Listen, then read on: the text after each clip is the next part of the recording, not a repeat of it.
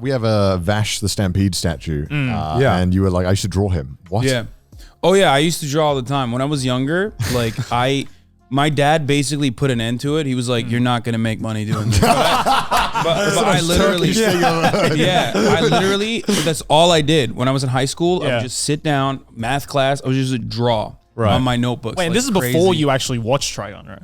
No. This is I just watched the remake. I just started watching it. Right. But I had seen snippets of Trigun. I never actually watched the anime, but I thought it was so sick. Like I thought the characters looked so cool. Vash does look cool. Yeah, Vash is like such a sick looking character.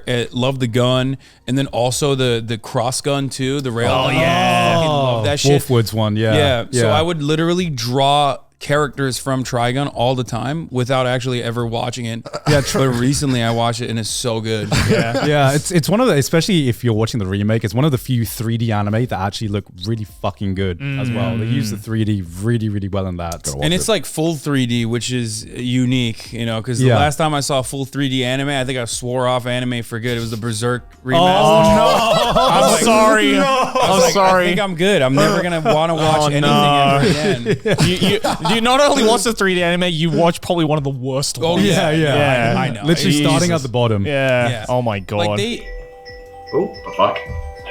Yeah, just press it like. Oh, I thought there was like a segment on the podcast. I was like, what the fuck's happening? And now. Okay, thanks. All right.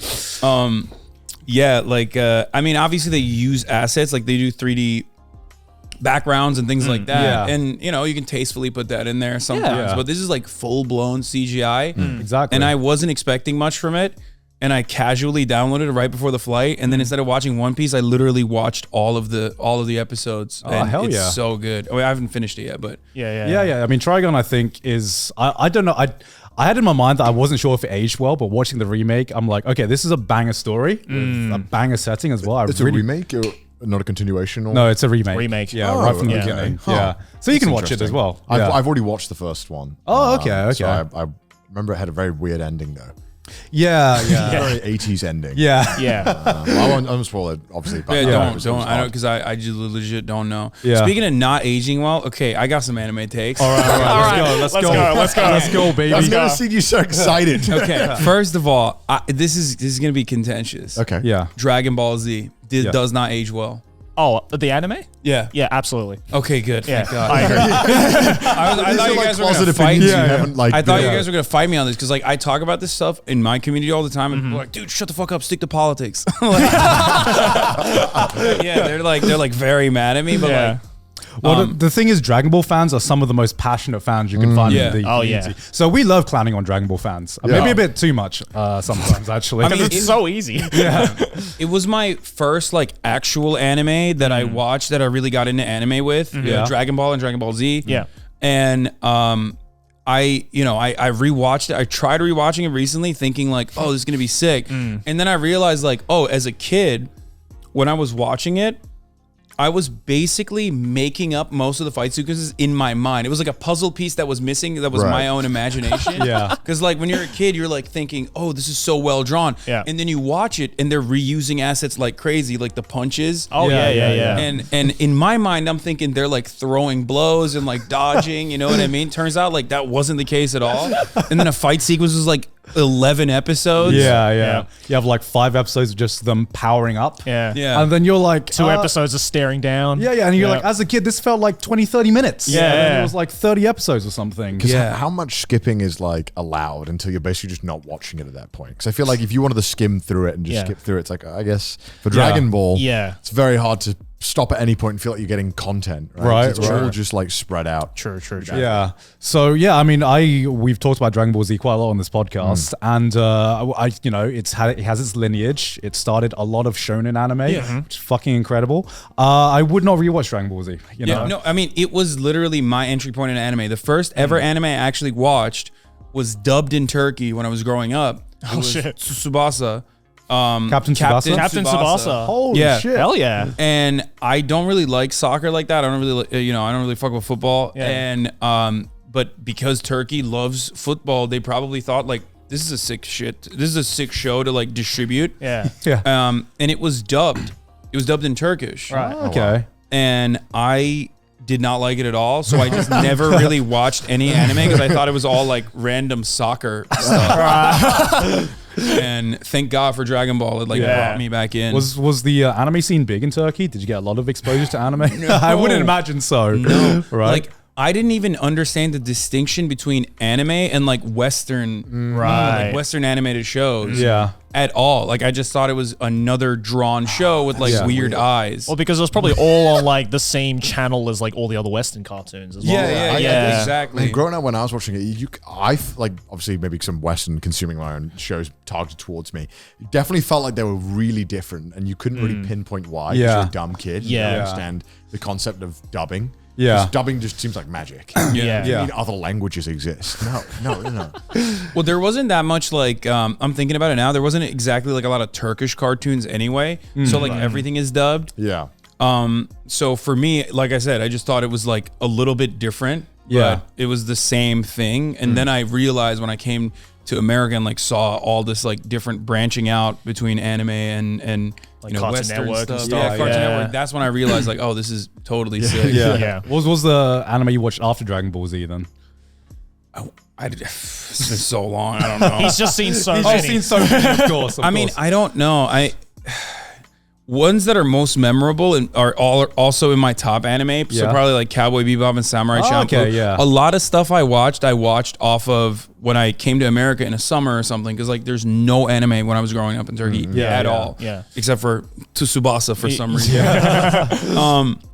So it was all like, what is it called? Toonami? It's like Toonami, Adult Swim, that Adult kind Swim. of era. Adult Swim Toonami stuff. Yeah. So whatever they had on at night, that's what I kind of got into. But you know. So when did you actually start getting into anime? And don't say you're not. Don't say you're not because I don't know what you're talking about. I read like I read the Naruto mangas when they would come out like in America when I was in America in the summer. Certified weeb right there. Already. The fact that you went to the manga. Well, because for me it was like, I love this content. It's so unique. It's so different, and I can't get it in Turkey.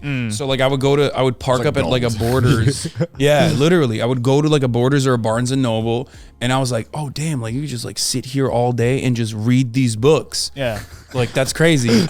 Because like at the time I'm old. I'm 31 years old. So like at the time I didn't even really think about how I could like we didn't have access to distribution networks we do now. You know, you got LimeWire and shit, but like that's half the time you're downloading malware on the family computer. So I didn't know. I didn't know how to like access it. So I would just like consume it as much as I could in the limited time frame. You got what you took.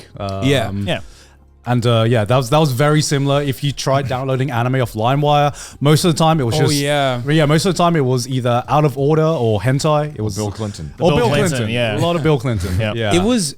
I also never really got into digital. I can't do the digital reading. Like it has to be physical. I don't know. It has to be physical. I'm books. exactly the same. I just for some reason it doesn't hit for me in the same way. It used to. I used to be like physical only, and I think reading on a tablet has like offset that a bit. I cannot read on a phone. Phone is like way too small of a screen. Because there's like a lot of manga don't get adapted nearly quick enough. Like JoJo, for example, in English is like, I think they're just starting part 5. In English. Oh shit! Already? The official English translation. Jeez. We have like part 5 dub of the anime before we had part 5 English in the manga. That's so weird. Because I don't know why. I don't know why it's taking so long. Like distribution, probably bigger audience. It's insane that it takes that long. Well, in the case of JoJo, they're probably reading and they're just like, "What the fuck is this? Like, how the hell am I supposed to translate this? Is this allowed?" It's like shit. We gotta. They have like board meetings for how to change the band names. Exactly. Copyright. This is copyright infringement. The manga. Well, how does that work in Japan? Like they don't care about like Western copyright. They just run it. I think they just kind of like turn the blind eye, maybe in a lot of ways. I don't think it's more so that the American one would have a problem. I think it's just more of a like it's just do it just in case. Like change it, because why even risk it? Because there's so many band names where it's like maybe if it was one we could maybe let it slide. But when the whole show has like Pink Floyd, Rolling Stone, it's like, all right, guys, think one of them's gonna get pissed off. I'm honestly surprised there hasn't been a band that has found JoJo on a whim and just been like, we didn't give them permission to do this. Like, what the fuck? I mean, it'd be super fucking lame if you were like, I don't want it in that. And it's like, this is literally the coolest thing ever. Or they find it and they start reading, they're like, oh, this is actually kind of sick. That'd be PR suicide. Yeah, you don't want to piss off JoJo fans because holy shit. They will come to your house and burn it down, you know?